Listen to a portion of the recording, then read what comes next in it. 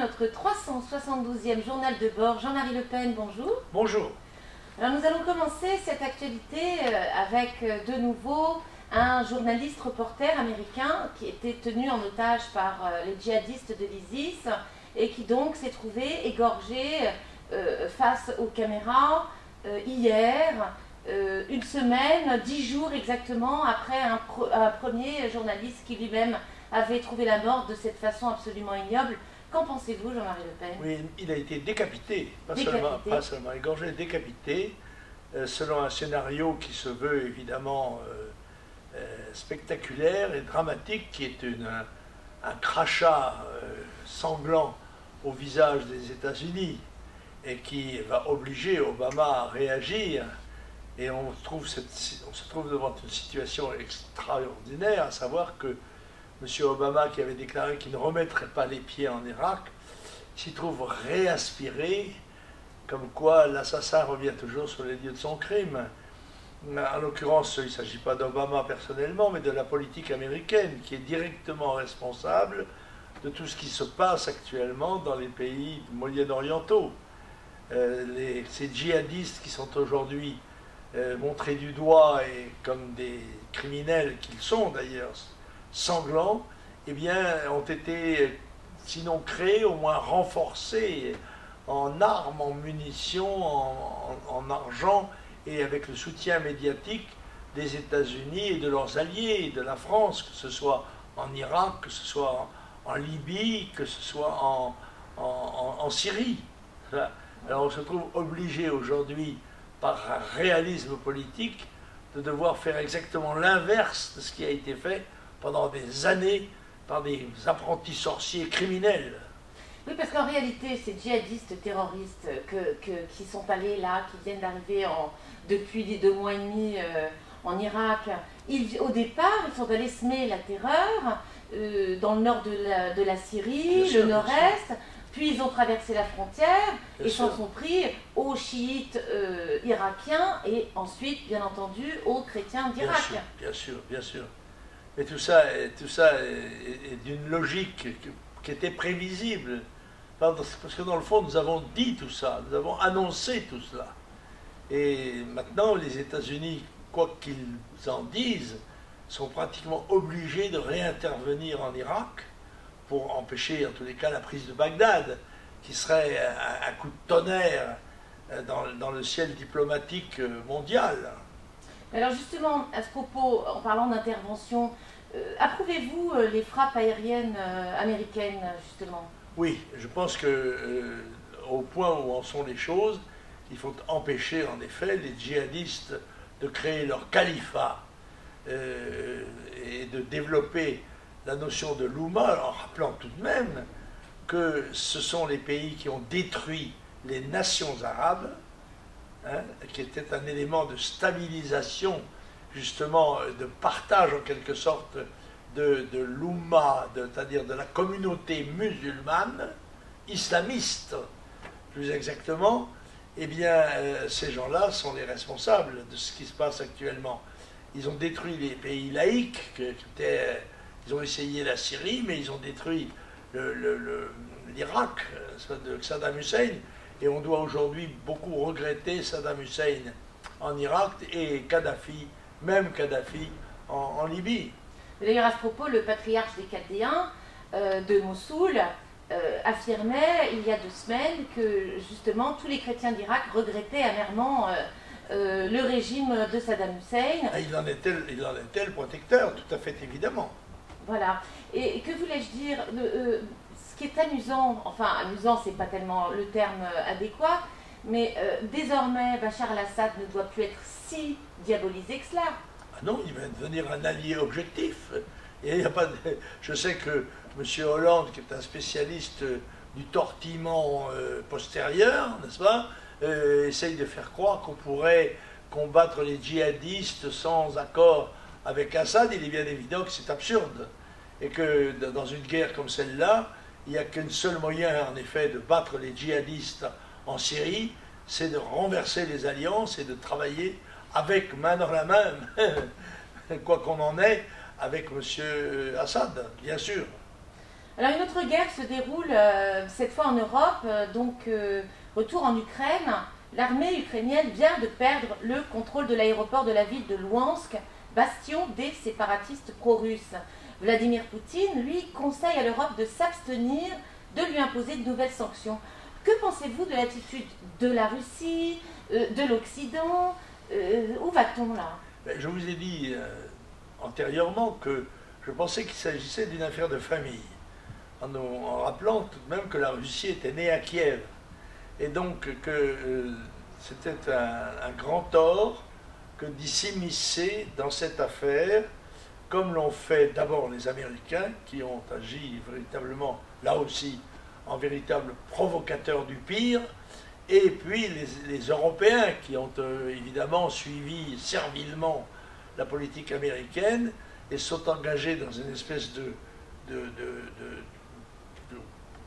montée des sanctions, une espèce d'engrenage diabolique contre la Russie. J'espère que cela va s'arrêter, parce que la dernière nouvelle, c'est ce matin, nous avons appris que Poroshenko, le président ukrainien, et Vladimir Poutine s'étaient entretenus par téléphone et avaient été convenus d'un cessez-le-feu de longue durée, même définitif si possible. Alors c'est ce que je préconisais pour ma part. Je pensais que c'était ce tête-à-tête qui devait aboutir à rétablir là-bas la paix. Par conséquent, il y aurait le plus grand intérêt, dans notre propre intérêt économique, nous, les pays européens, et en particulier la France, qui serait la première à souffrir des sanctions que nous imposons à la Russie et contre lesquelles, évidemment, elle prend des contre-mesures, ce qui est normal. Il faudrait un véritable moratoire des sanctions contre la Russie pour laisser se développer la démarche diplomatique de débat entre l'Ukraine et la Russie, et se tenir à l'écart de ce conflit. Quand on en a déjà plusieurs sur les bras, on n'essaie pas de s'en ajouter un en Europe, et en plus avec la Russie, qui n'est plus, il faut le dire quand même, l'Union soviétique. Justement, en parlant de conflit, au Proche-Orient, toujours le conflit israélo-palestinien qui perdure. Hélas, avec la nouvelle annexion de terres palestiniennes près de Bethléem avant-hier, une solution de paix vous semble-t-elle possible à ce jour? Je ne crois pas, en effet, je ne le crois pas. Parce que je crois que, aussi bien d'ailleurs Israël que le Hamas, sont tenus par une logique de guerre. Et ils tirent leur force, leur cohésion de l'atmosphère conflictuelle qui règne dans cette région. On pouvait s'attendre en effet à ce qu'après l'opération très douloureuse infligée à Gaza pour sa défense par Israël, c'est la thèse qui est exposée par le gouvernement israélien, eh bien les affaires allaient se calmer. Or, pas du tout. Le gouvernement israélien relance de nouvelles colonies. C'est le seul pays colonialiste du monde, n'est-ce pas? Et, enfin, pour l'instant. Et ce qui, évidemment, relance immédiatement le débat conflictuel. Donc je pense que c'est une nécessité pour Israël d'être un peuple en armes. C'est ça, à la fois sa grandeur et sa faiblesse. Mais je crois que son existence est liée à une mobilisation constante de sa population contre la menace que représente évidemment le monde islamiste qui l'entoure.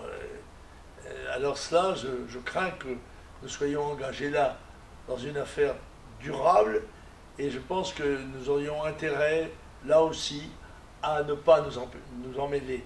Nous avons suffisamment de problèmes, réglons nos problèmes internes, réglons nos problèmes français avant d'aller s'occuper des affaires des autres.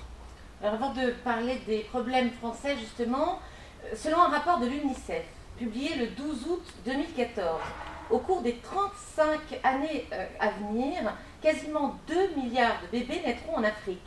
La population du continent doublera en taille. D'ici 2050, environ 40% des naissances se produiront en Afrique. Que faut-il en penser, Jean-Marie Le Pen? Je sais que ça n'est pas très élégant de se citer soi-même.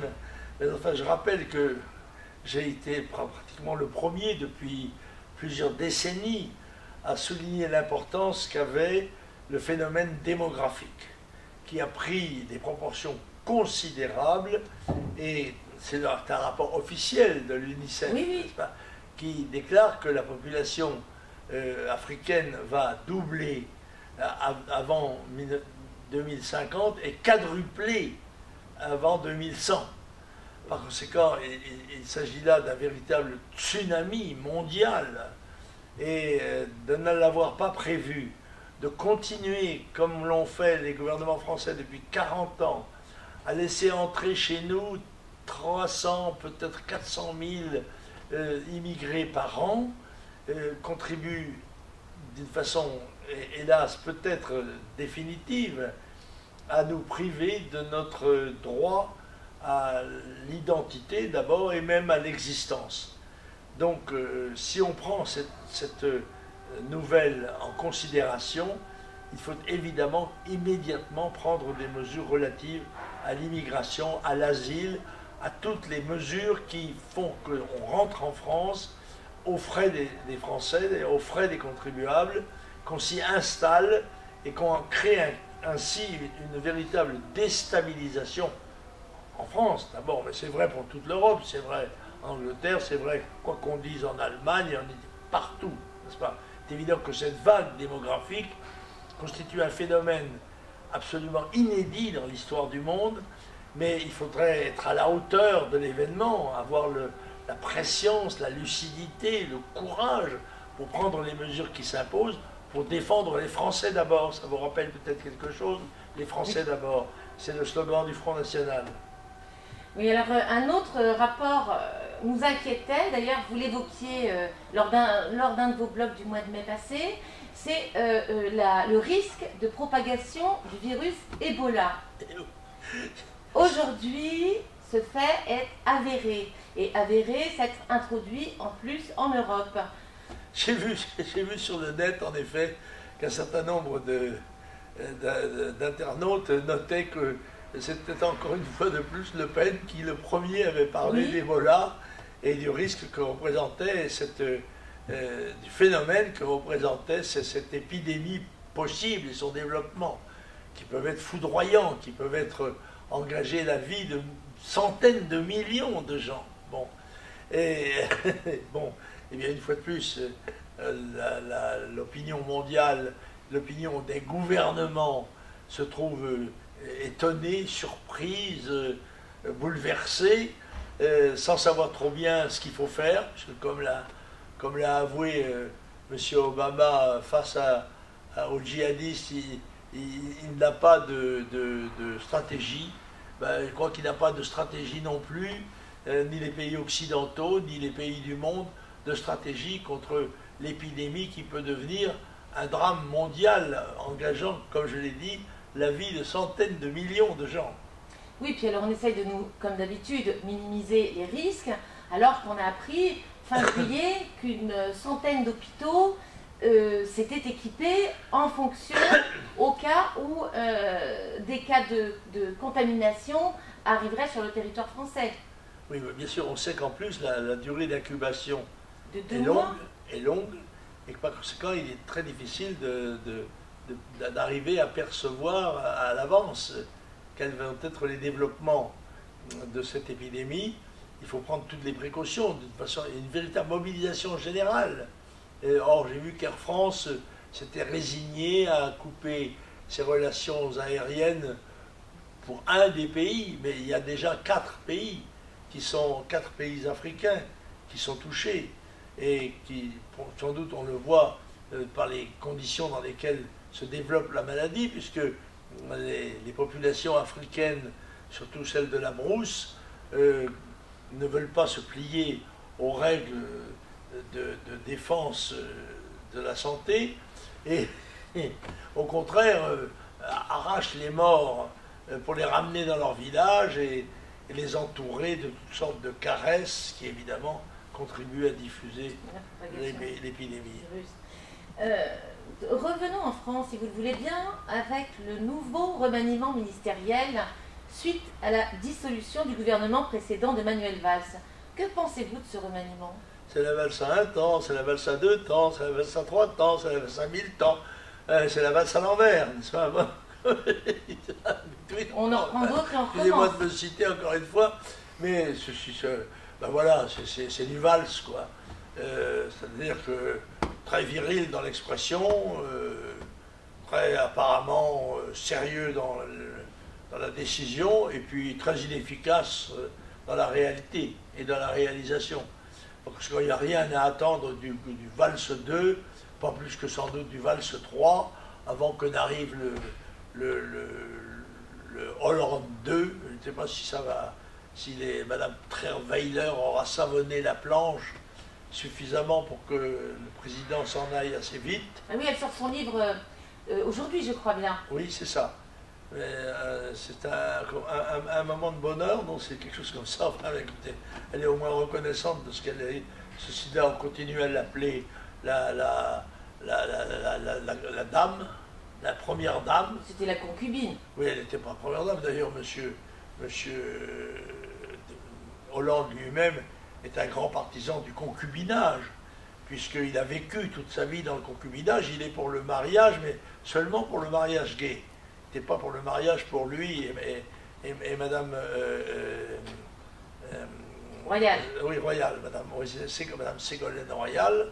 Alors, bon, par conséquent, on ne peut pas dire qu'il soit un modèle, même pas un modèle de civisme républicain. Parce que je rappelle que le mariage civil, c'est évidemment un acte républicain par essence, et que le président de la République et qu'une ministre ait pu vivre concubin, avoir des enfants en dehors du cadre, en quelque sorte, civique, républicain, qu'est le mariage civil, me paraît extravagant. Oui, il y en a beaucoup que ça ne gêne pas. Bon. Alors Marine Le Pen, alors d'abord je voulais en revenir à la réforme des rythmes scolaires, si vous voulez bien. Quel risque a-t-on de plus avec Najat Vallaud-Belkacem à l'éducation, selon vous? C'est que la nouvelle ministre de l'Éducation nationale est une idéologue, et que par conséquent, elle doit être, je ne sais pas si elle a un haut grade dans la maçonnerie, mais elle est évidemment très imprégnée de cet esprit.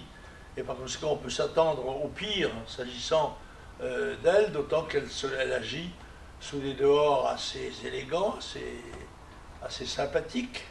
Mais sa pensée profonde et son action sont véritablement dissolvantes et qui sont à critiquer au premier chef. C'est normal, la présence de Nadeau, Belkacem et de Taubira est bien la preuve que M.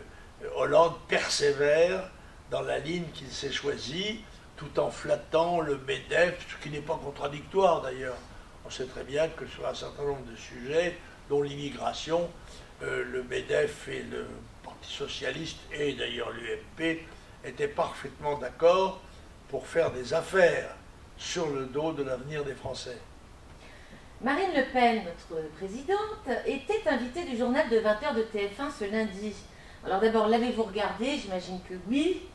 Et alors, dissolution de l'Assemblée nationale, cohabitation gouvernementale, sont-elles envisageables selon vous, comme elle semblait le dire? Je l'ai trouvée, comme toujours, Marine Le Pen, excellente. Elle est dans son meilleur à la télévision, qui est un exercice extrêmement difficile et périlleux et qu'elle maîtrise parfaitement. Et je dois dire qu'elle donne un apport énorme à notre cause et on peut s'en féliciter. Je pense que sa position de surcroît était logique, patriotique. Comment pourrait-on refuser d'aller au pouvoir quand on le sollicite des électeurs? Mais elle a rappelé en effet l'article de la Constitution qui dit que c'est le gouvernement qui détermine la politique de la France et qui la met en œuvre. Et à ce moment-là, on se trouve dans la situation dans laquelle se trouvait MacMahon face au chef du gouvernement Gambetta, à savoir se soumettre ou se démettre. Et vous pensez que c'est plausible? Vous Oui, imaginez je crois que c'est plausible. Plus vite le Front National arrivera au pouvoir et plus vite le président de la République s'en ira, mieux cela vaudra. Alors souhaitons-le. Les universités d'été du FNJ se dérouleront ce week-end à Fréjus. Très bien. Fin de la semaine. Y êtes-vous invité, Jean-Marie Le Pen? J'y suis invité, je suis invité d'honneur, j'ai l'habitude d'honneur, comme je dis, d'honneur et de fidélité. Honneur, Selon la fidélité. devise de la Légion étrangère. Bon. Mais il y a aussi honneur et patrie. Bon. Mais oui, en effet, je m'adresserai sans doute à un cours, une courte allocution Oui. aux jeunes de cette université pour leur rappeler quel est le rôle qu'ils doivent jouer et la charge qui est la leur dans l'avenir français. Votre rentrée politique, c'est-à-dire votre rentrée au Parlement européen, quand aura-t-elle lieu? Incessamment sous peu. Oui, bientôt. Alors vous aviez quelques lectures Voilà. que je voudrais donc vous faire passer, Parce que j'ai été en vacances. que vous avez potassé Là, moi cet j'ai été. été en vacances, elles n'ont pas été très longues, 3 semaines, mais nous les avons prises au soleil. On a eu de la chance, on a eu du soleil. Oui, vous avez eu de la chance. Alors j'ai deux livres très intéressants, fondamentalement différents l'un de l'autre. L'un c'est Le Retour d'un roi, c'est de William Dalrymple, qui est un auteur spécialiste d'ailleurs de cette région, et ça concerne l'Afghanistan. C'est l'histoire des relations entre l'Angleterre et l'Afghanistan. C'est l'histoire de la plus grande défaite que l'Angleterre ait jamais subie, dans un espèce de match qui s'est appelé le Grand Jeu, une lutte d'influence entre la Russie et l'Angleterre. D'ailleurs, cette lutte a connu des épisodes récents, puisque après les Américains qui sont allés aussi se frotter en Afghanistan, il y a eu les Russes. Non, il y a eu les Russes, puis les Américains, pardon, j'ai inversé. D'ailleurs, il y avait un général russe de parachutiste qui m'avait dit à Moscou, eh bien, les Américains vont prendre notre place en Afghanistan, je leur souhaite bien du plaisir. Et en effet, ils ont été obligés eux-mêmes de quitter. C'est un pays irréductible. Et ce livre, qui est passionnant, mais qui est un énorme pavé, qui est je sais pas, près de 700 pages, et raconte en effet toute l'histoire de cette relation entre les tribus afghanes elles-mêmes, en rappelant d'ailleurs un épisode qui est peu connu, notre ami Camaret, Michel de Camaret, qui avait été député européen du Front, qui avait été ambassadeur auprès de l'Union européenne d'ailleurs, avait commencé sa vie politique en étant volontaire en Espagne, non pas dans les brigades internationales, mais au contraire dans les requetes nationalistes. Il devait avoir 18 ans ou 19 ans. Il a été un héros de la France libre, compagnon de la libération, et il a voulu absolument aller en Afghanistan. Il est allé en Afghanistan, peut-être d'ailleurs, je pense, avec Massoud, et je crois savoir que les Afghans étaient obligés bien souvent de le porter, parce que dans ces montagnes, évidemment, vous savez que les conditions sont extrêmement dures. La respiration elle-même est un problème pour des gens en bonne santé, pour des personnes d'un certain âge, mais il avait voulu faire le geste avant sa disparition, d'être de tous les combats où s'engageait la dignité humaine, chrétienne, et la lutte de notre civilisation pour sa survie. Ben ça, c'est Le Retour d'un roi. Alors évidemment, ça se passe au moment, très peu de temps après, c'est dans les années 1839, 1842, la grande défaite des Anglais. C'est au moment où nous avons débarqué à Alger en 1830, je le rappelle, libérant 30 000 esclaves chrétiens qui se trouvaient détenus là, et que nous commençons, c'est l'amorce de nos relations avec le Maroc, et qui vont aboutir au protectorat du Maroc, comme ils avaient abouti précédemment au protectorat de la Tunisie. Voilà. C'est donc un livre clé, très important. Et puis, alors là, c'est celui de mon cœur, celui-là se lit alors très facilement, très agréablement.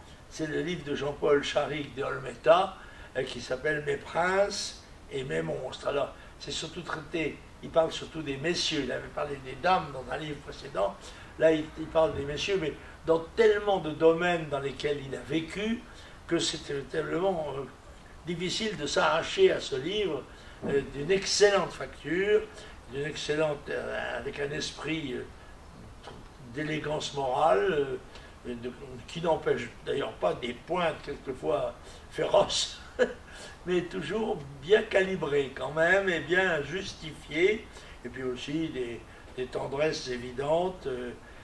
Ça, je dois dire que Jean-Paul a bien mérité de ses futurs lecteurs. Je vous remercie infiniment, Président, et nous nous retrouvons la semaine prochaine. Eh bien, bien sûr, nous avons passé de bonnes vacances, nous allons maintenant travailler toute l'année. Exactement. Au revoir.